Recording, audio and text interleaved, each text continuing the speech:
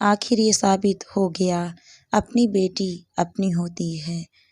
मीरा की शादी एक बड़े परिवार में हुई जहां उसके सास ससुर जेठ जेठानी उनके 2 बच्चे और 2 देवर एक साथ रहते थे। नंद की शादी हो चुकी थी, वह अपने ससुराल में थी। जब मीरा की शादी हुई थी तब जेठ जी की बेटी महिमा लगभग 11 वर्ष की थी और बेटा मोहित लगभग 6 वर्ष का था। मीरा के साथ दोनों बच्चे बड़े ही प्यार से रहते थे, लेकिन मीरा की जेठानी उससे कुछ अनबनी सी रहती थी। वह हमेशा अपने बड़े होने का रौब दिखाती और सुंदर होने का घमंड करती थी। मीरा एक सामान्य रंग रूप वाली लड़की थी। उसे कभी कभी अपनी जेठानी की बातों का बुरा भी लगता था, लेकिन अपने माता पिता के दिए हुए संस्कारों की वजह से चुप हो जाती थी। समय बीतता गया, मीरा की जेठानी का व्यवहार उसके प्रति वैसा ही रहा। कुछ समय बाद मीरा ने एक प्यारे से बेटे को जन्म दिया। उसका नाम शौर्य रखा गया। महिमा और मोहित शौर्य के साथ खूब प्यार से खेलते और रहते थे और जेठानी भी शौर्य को प्यार करती थी। समय बीतता गया, महिमा और मोहित भी अब बड़े हो गए थे और शौर्य भी बड़ा हो गया था। अब जेठानी के व्यवहार में और भी परिवर्तन आ गया था। वह बात बात पर झगड़ा करने लगती थी। अब मीरा की सहन शक्ति भी जवाब दे चुकी थी। वह भी अब कभी कभी अपनी जेठानी को जवाब दे देती थी। जब मीरा कुछ कह देती तो उसकी जेठानी महिमा और मोहित को आने से रोक देती थी, लेकिन महिमा और मोहित उनकी बात नहीं मानते थे और मीरा के पास आ जाते थे। इसी तरह कुछ समय और बीत गया।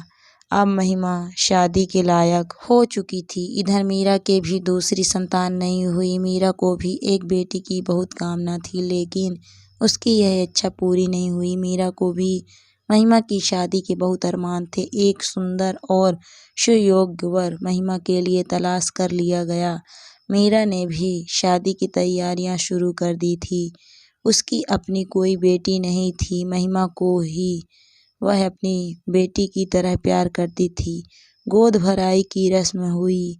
मीरा और उसके पति ने हर कार्य में बढ़ चढ़कर शारीरिक और आर्थिक रूप से योगदान दिया। कुछ समय बाद नई साल आई। महिमा को अपने मंगेतर को मिलने जाना था और उसके लिए उपहार लेने थे। महिमा अपनी मम्मी से ज़्यादा अपनी चाची मीरा को सारी बात बता देती थी। उसने अपनी चाची से कहा कि उसे अपने मंगेतर के लिए उपहार लेना है, लेकिन मम्मी पापा से नहीं कहेगी पैसों के लिए। तब मीरा ने तुरंत अपने पति से कुछ रुपए लिए और महिमा के साथ बाजार चली गई। उसे बहुत सारे उपहार दिलाकर आई। अब शादी का समय भी आ चुका था। घर में शादी का माहौल था। इसी बीच जेठानी की फिर से लड़ने की आदत शुरू हो गई। वह कहती कि हमें इन लोगों को शामिल नहीं करना है। मीरा को इस बात से बहुत दुख होता।